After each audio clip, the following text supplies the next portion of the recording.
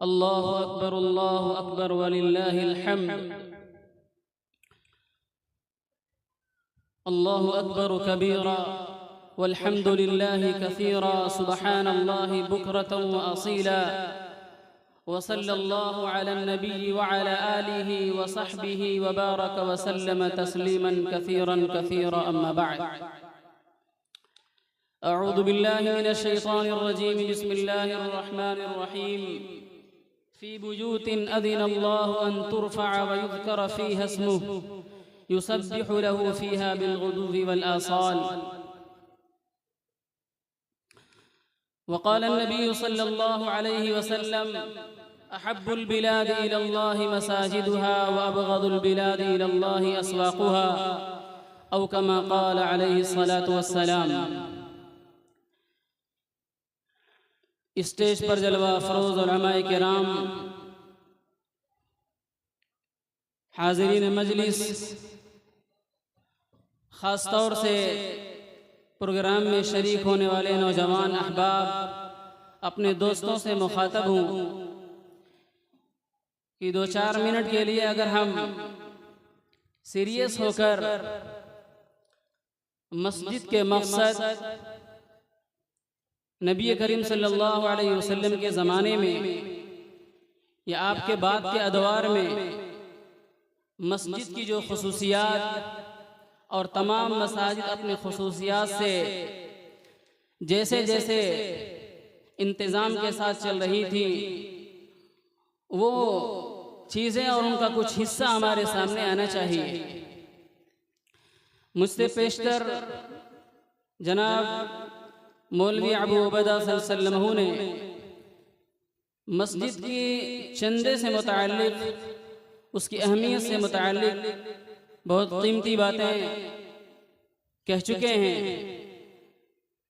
अल्लाह ताला से दुआ है कि अल्लाह ताला मौसूफ़ के मुस्तक़बिल को रोशन और ताबनाक बनाए, इल्मी और अमली तरक्कियात से मालामाल फरमाए। मेरे मुहतरम बुजुर्गों और दोस्तों, काफ़ी हद तक बातें आ चुकी हैं। मैं आपके सामने इस वक्त पड़ोस मुल्क के हज़रत मौलाना यूसुफ साहब बिनौरी रहमतुल्लाह अलैह के एक रिसाले के कुछ हिस्से को आपके सामने पेश करना चाहता हूँ। सन 1975 में सऊदी अरब के अंदर राब्ते आलमी इस्लामी ने एक प्रोग्राम मुनक़िद किया, मुअतमर रिसालतिल मस्जिद के नाम से। हज़रत मौलाना यूसुफ साहब बिनौरी रहमतुल्लाह अलैह ने उस इजलास के लिए मकाला पेश किया। वो मकाला इतना जामे है कि अहले मदारिस ने और ख़ास तौर से मौलाना के मदरसे ने, बिनौरी टाउन कराची ने उस अरबी का तर्जमा कराया, उर्दू में उसको छपवाया है और वो चीज़ PDF फाइल के अंदर नेट पर मौजूद है, उसको पढ़ा जा सकता है। मौलाना यूसुफ साहब बिनौरी रहमतुल्लाह अलैह ने मस्जिद के मकसद, मस्जिद की अहमियत और उसकी इफादियत पर बहुत गहराई से रोशनी डालते हुए फरमाया कि शरीयत इस्लामिया ने जो भी हम सबको अहकामात दिए हैं, वो तमाम अहकामात और वो तमाम मामूरात हुस्न के सांचे में ढाल कर दिए। अल्लाह तबारक व तआला ने नमाज का हुक्म यूं ही नहीं दे दिया कि नमाज को अदा करना है और सर्ब सुजूद होना है और अपनी पेशानी को टिकाना है, अल्लाह के सामने तुम्हें हाजिर होना है। नहीं, बल्कि अल्लाह तबारक व तआला ने नमाज का हुक्म देकर उसको खूबसूरती के सांचे में डाल दिया कि नमाज से पहले अजान की पाबंदी, खूबसूरत अजान के साथ, खूबसूरत कलमों के साथ और बामानी अल्फाज के साथ, ऐसे कलमों के साथ कि अगर उनके तर्जमे पर गौर किया जाए तो दिल खिल उठता है, ईमान ताज़ा हो जाए और अल्लाह तबारक व तआला पर यकीन और एतमाद और ईमान बढ़ जाए कि हर नमाज से पहले मुअज्जिन पुकार कर कहता है कि अल्लाहु अकबर, कि अल्लाह की ज़ात सबसे बड़ी है, अल्लाह की ज़ात सबसे बड़ी है। यानी हर वक्त वो तौहीद का दावा कर रहा है, तौहीद का ऐलान कर रहा है, अपने ईमान को जला बख्श रहा है, उसे पुख्ता कर रहा है। उसके मायन बाद नबी करीम सल्लल्लाहु अलैहि वसल्लम की नबूवत पर शहादत देते हुए यूं फरमाता है, अशहदु अन्न मुहम्मदुर रसूलुल्लाह, अशहदु अल्ला इलाहा इल्लल्लाह व अशहदु अन्न मुहम्मदुर रसूलुल्लाह। हजरत मौलाना यूसुफ बिनोरी रहमतुल्लाह अलैह ने इन तमाम चीज़ों को जिक्र करते हुए फरमाया कि नमाज तौहीद, रिसालत और नमाज की इफादियत पर दावत है, और इन तमाम चीज़ों को की तरफ बुलाने के लिए अल्लाह तबारक व तआला ने नमाज का हुक्म दिया। सिर्फ नमाज का पढ़ना और नमाज को पेश करना, सजदा करना, तो ये फीमा बैनहु व बैनल्लाह एक राबता है एक इंसान का और एक रब का। लेकिन इस इज्तिमाइयत के साथ मुत्तहिदा वक्त में, एक वक्त के अंदर और एक मस्जिद के अंदर एक मोहल्ले के लोग इकट्ठा हों, ये लोगों का आपस में राबता मकसूद है, लोगों का एक आपस में एक ताल्लुक मकसूद है, एक साथ मिलकर अल्लाह के सामने खड़े होना मकसद है, और ये दिखलाना मकसद है कि एक ही सफ में खड़े हो गए महमूद अयाज, न कोई बंदा रहा न कोई बंदा रवाज। ये देखा जा सकता है कि कोई बानी चलाने वाला और कोई ताना देने वाला और कोई चरखे पर चलाना अपने आप को वक्त लगाने वाला, कोई लूम चलाने वाला, कोई रिक्शा चलाने वाला, और कोई बड़ी बड़ी इमारतों में, ठंडी इमारतों में नरम बिस्तर और गद्दों पर बैठकर एसी और पंखों के मजा लेने वाला। लेकिन अल्लाह का जब नाम आ जाता है, अल्लाह की किबरियाई का जब नाम आ जाता है, रसूलुल्लाह सल्लल्लाहु अलैहि वसल्लम की शहादत की बात आती है, नबूवत की बात आती है, नमाज की बात आती है, इबादत की बात आती है, तो सारे बंदे एक सफ में खड़े होंगे और अपनी हैसियत को खो करके और अपनी सानी अना को मार करके और अपनी सारी खुसूसियात को तर्क करके सिर्फ अल्लाह के बंदे बनकर मस्जिद के अंदर एक सफ में खड़े होंगे और अल्लाह के सामने सर्व सुजूद हो जाएंगे। मेरे भाई बुजुर्गों, दोस्तों, ये नमाज का अपना एक पैगाम है और मस्जिद का भी अपना एक पैगाम है। नबी करीम सल्लल्लाहु अलैहि वसल्लम के ज़माने से लेकर इस ज़माने तक अगर देखा जाए तो मस्जिदें सिर्फ सजदा गाह नहीं थी, मस्जिदें सिर्फ सजदा करने के लिए नहीं थी, मस्जिदें सिर्फ इबादत के लिए नहीं थी। मैं फिर कह रहा हूँ, इबादत तो फीमा बैनहु व बैनल्लाह है, जो घरों के अंदर की जा सकती है, जो गायबाना की जा सकती है। सबके सामने नमाज पढ़ना जरूर नहीं, बल्कि नवाफिल के अंदर इनफरादियत मकसूद है कि मस्जिद से हटकर अपने घरों में सुन्नत का और नफल का एहतमाम किया जाए। फिर अल्लाह ताला मस्जिद के अंदर बुला क्यों रहा है? बुला कर राबता मकसूद है। नबी करीम सल्लल्लाहु अलैहि वसल्लम की आदत को देखा जाए, आपकी सीरत को देखा जाए, तो हम नमाज के बाद एक इमाम मुक्तदियों की तरफ मुंह करके जब बैठता है और तस्बीह को पढ़ता है, हम समझते हैं कि तस्बीह एक सुन्नत है सिर्फ, लेकिन मकसद ये है कि वो इमाम मुक्तदियों का जायजा ले कि आज मोहल्ले के किस घर से कौन नौजवान मस्जिद के अंदर आया है और कौन मस्जिद के अंदर नहीं आया है। मस्जिद के अंदर ये तय होता था कि फलां शख्स सफर से वापस हो चुका है, लेकिन मस्जिद के अंदर नहीं आया, इसका मतलब ये है कि वो बीमार है। चुनांचे नबी करीम सल्लल्लाहु अलैहि वसल्लम सहाबे किराम को साथ में लेते और जाकर के उनके घरों को आयादत को जाते थे। नबी करीम सल्लल्लाहु अलैहि वसल्लम का ये मामूल था। मेरे भाई बुजुर्गों, दोस्तों, अगर मस्जिद नबवी का तायराना जायजा लिया जाए तो मस्जिद नबवी सिर्फ वो मस्जिद नबवी नहीं थी जहां मुअज्जिन अजान देता था और लोग नमाज अदा कर लिया करते थे।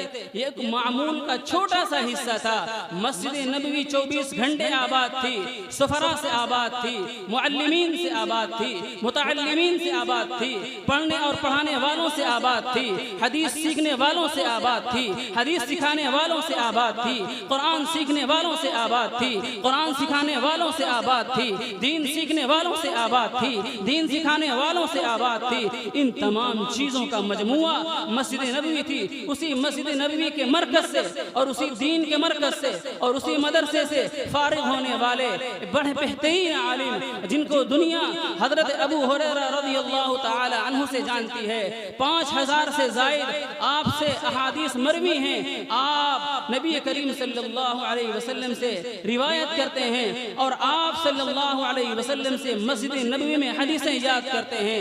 हजरत अबू हुरैरा रज़ियल्लाहु ताला अन्हु फरमाते हैं कि मैंने 70 से ज़ायद ऐसे सहाबियों को, ऐसे सहाबा को देखा है जो सुफ़ा के चबूतरे पर आते थे और उनके पास दो लिबास नहीं होते थे, यानी कुर्ता और पैजामा, यानी कुर्ता और लुंगी नहीं होता था, चादर लंबी होती थी, गले से बांधकर उसको लटका देते थे या उसको लपेट कर बैठ जाते थे।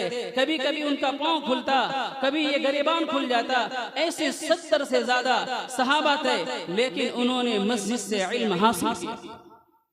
तारीख की वो पहली दरसगाह है, तारीख की वो पहली दीनी दरसगाह है जहाँ से इल्म की शमा फूटती है, जहाँ से दीन की शाखें फूटती हैं। वो मस्जिद भी है, वो मदरसा भी है, वो तालीम गाह भी है, वो तरबियत गाह भी है, वो हदीस पढ़ाने की जगह भी है, वो सजदा करने की जगह भी है। तारीख को आगे बढ़ाइए। इस्लाम बढ़ रहा है, इस्लाम इराक में गया, इस्लाम शाम में गया, इस्लाम बगदाद में गया, इस्लाम कूफे में गया, कूफे में गया वहाँ जामा मस्जिद बनी, बगदाद में गया वहाँ जामा मस्जिद बनी, शाम में गया वहाँ जामा मस्जिद बनी, और अंदलुस में गया वहाँ जामा मस्जिद बनी, मिस्र में गया वहाँ जामा मस्जिद बनी, ट्यूनिस में गया वहाँ जामा मस्जिद बनी। जहाँ जहाँ जामा मस्जिद बनती गई वहाँ वहाँ वो जामा मस्जिदें इल्म की दीनी दरसगाहें थी। मेरे भाई बुजुर्गों दोस्तों, मैं इशारा इस तरफ कर रहा हूँ कि हमारे दिलो दिमाग के अंदर जो ये बातें बैठ चुकी हैं कि मस्जिद सजदा करने की जगह है और बस ये खामखा का धोखा है और ये हमारे जहन का धोखा है। मस्जिद मुसलमानों के इत्तेहाद की, मुसलमानों की तरक्की की, मुसलमानों की अखलाकियात की, मुसलमानों के ईमानियात की, मुसलमानों की समाजियात की, मुसलमानों की मुआशरत की, उसके हुस्न अखलाक की का मरकज है। अगर ऐसा नहीं हो पा रहा है तो हम अपने मकसद में नाकाम खाइब खासिर हैं। मेरे भाई बुजुर्गों दोस्तों, इस्लाम मिस्र के अंदर जा रहा है।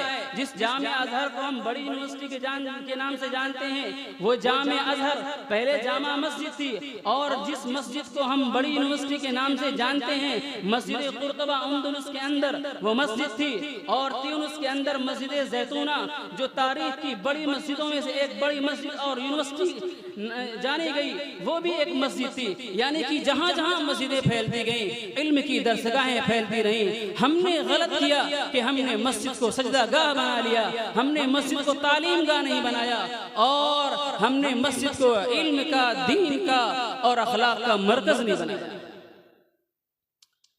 मेरे भाई बुजुर्गों दोस्तों, मैं ये बात इसलिए अर्ज कर रहा हूँ कि हजरत मौलाना अबुल हसन अली नदवी नव्वरल्लाहु मरक़दहु ने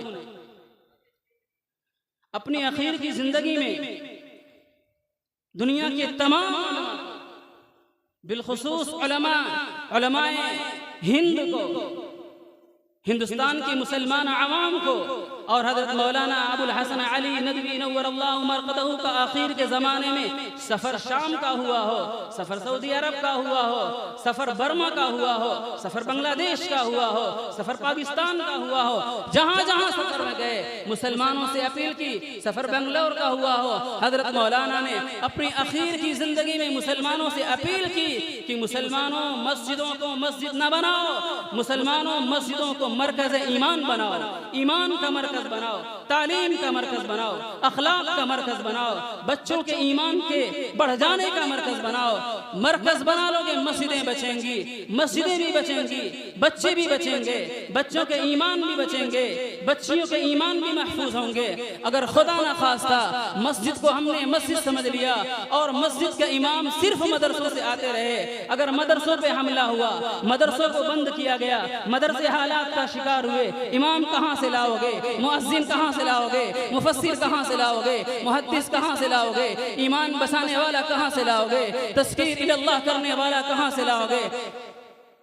ईमान बचाने के लिए हम सबको मस्जिद की जो हैसियत नबी करीम सल्लल्लाहु अलैहि वसल्लम के ज़माने में और बाद के अदवार में रही है, हमको उस हैसियत पर मस्जिद को लेकर जाना पड़ेगा।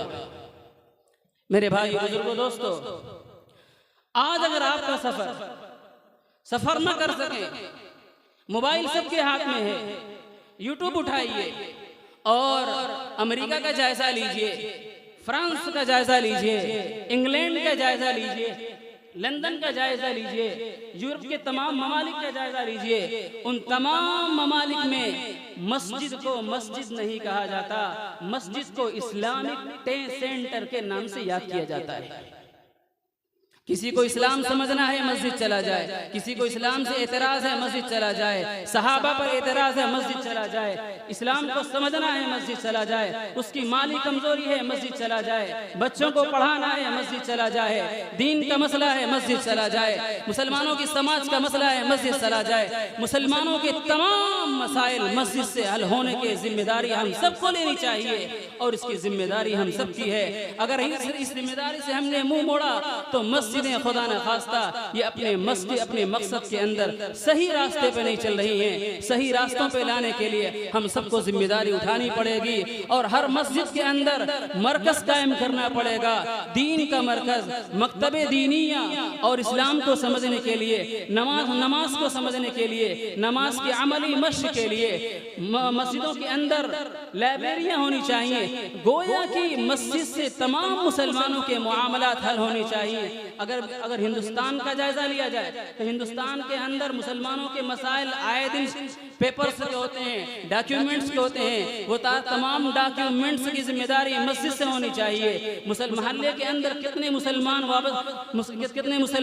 रहते हैं, मुसलमानों की लिस्ट मस्जिद के अंदर होनी चाहिए। पैदा होने वाले बच्चों का इंदराज मस्जिद के अंदर होना चाहिए। इंतकाल किए जाने वालों का नाम, उनका इंदराज मस्जिद के अंदर होना चाहिए। और जो जरूरी डॉक्यूमेंट्स हैं और जरूरी कागजात हैं, उन तमाम की जिम्मेदारी मस्जिद के अंदर है, मस्जिद वालों पर है और हम सब मस्जिद वाले हैं। अगर हम माहौल बनाएंगे इंशाअल्लाह हमारी ये मस्जिद नमूना बनेगी और इससे काम का आगाज होगा। हद तो ये है, बड़ा अफसोस के साथ कहना पड़ता है, जब मैं मस्जिद की मरकजियत की बात कर रहा हूं तो मेरे जहन के गोशे में ये सवाल आता है कि वो नौजवान कैसा नौजवान है, वो दिल कैसा दिल है, वो जमीर कैसा जमीर है कि मस्जिद के जरा रंग रोशन हो जाने पर, मस्जिद के अंदर 4 एसी लग जाने पर, मस्जिद की जरा सी तरक्की पर नऊज़ बिल्लाह हम मस्जिद के अंदर के लिए और नाम लेकर मस्जिदों का ऐसे कमेंट और ऐसे अल्फाज का इस्तेमाल। मेरे भाइयों, अगर अपने आप को जांचना हो कि हम अल्लाह के नजदीक कितने मकबूल हैं तो नजर उठाकर देखो कि काम करने वाले क्या कर रहे हैं, काम करने वालों से अल्लाह काम क्या ले रहा है और कमेंट करने वालों से अल्लाह कमेंट का काम कैसा ले रहा है। रज़ीना किस्मतल जन्नत, अल्लाह की इस तक़सीम पर हम राजी। मेरे भाई बुजुर्गों दोस्तों, मैं अपने नौजवानों से कहता हूं कि हमारी ये मस्जिद इंशाअल्लाह एक बेहतरीन मिसाली मस्जिद बनेगी। रमजान के करीब, रमजान में 4 महीने की जमात से सफर करके आए।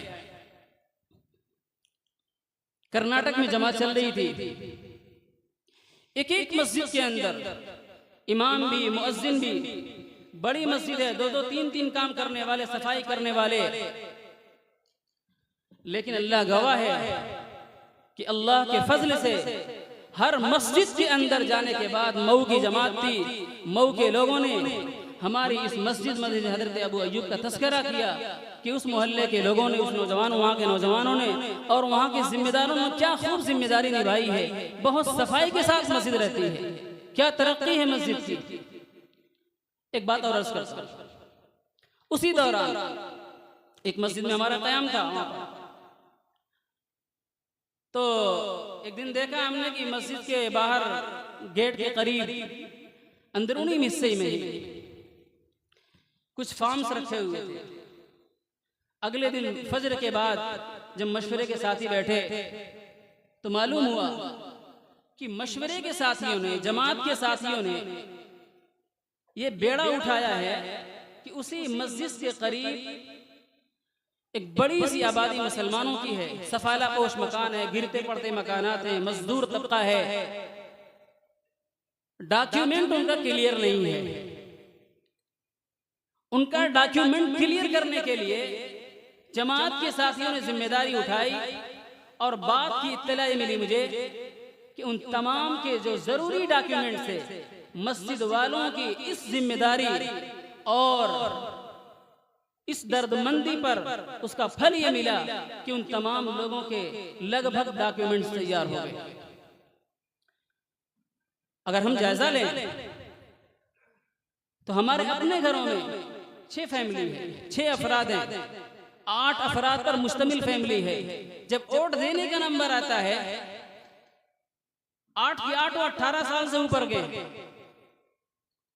लेकिन 3 का नाम आया, 4 का नाम आया, 2 का नाम आया, बाज ऐसे हैं पूरे घर का नाम ही नहीं है। तो इस तरह का बहुत काम है मेरे भाई जो इंशाअल्लाह मस्जिद से लेकर करना है। लेकिन ये तमाम काम और ये तमाम जिम्मेदारियां ये उस वक्त तक पाए तकमील को नहीं पहुंच सकती हैं जब तक कि आप सब, हम सब अहलियाने मसाजिद का, मुक्तदियाने मस्जिद का आप सब बैक जुबान साथ न दे। आप सब साथ देंगे इंशाअल्लाह, काम करना है इंशाअल्लाह और दिल खोल करके सामने आना चाहिए। 2-4 लाख रुपए की रकम बहुत छोटी रकम है।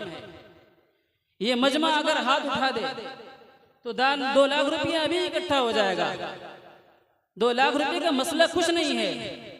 मैं आपके दिलो दिमाग के अंदर ये बात बैठाना चाहता हूं, अगर मैंने ये बात कहने में कोई कमी की है या मैं बात कह ना सका हूं, अल्लाह के वास्ते आप जाइए मुताला कीजिए, मसाजिद की हिस्ट्री उठा के देखिए, मसाजिद का किरदार उठा कर देखिए, आपको नजर आएगा कि मस्जिद नमाज के बाद ताला बंद करके घर चले जाने की चीज नहीं है। मस्जिद 24 घंटा आबाद करने का मकाम है। मैं इतनी मुख्तसर सी बात पर अपनी बात को खत्म करता हूँ। अगर दरमियान में कुछ तलखी हो गई हो तो खुदा उसे माफ कीजिएगा। व आखिर दावाना अल्हम्दुलिल्लाह।